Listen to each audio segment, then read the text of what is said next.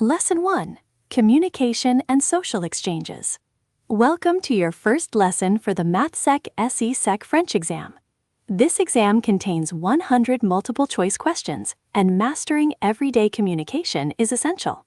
Let's start with greetings. For an informal daytime greeting, you use the word Salut. This is often how speaking task 1 begins.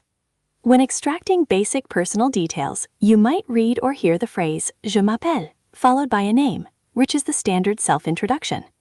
You can also express your age using the verb avoir, like j'ai 15 ans, meaning I am 15. Asking questions is important too. For example, où habites-tu asks where someone lives. For social exchanges, politeness phrases are heavily assessed.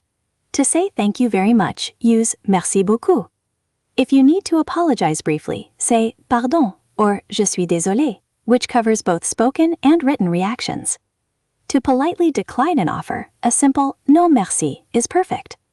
If you are planning an outing with a friend in a speaking role play, you can make a polite proposal using on pourrait, such as saying on pourrait aller à la plage cet après-midi.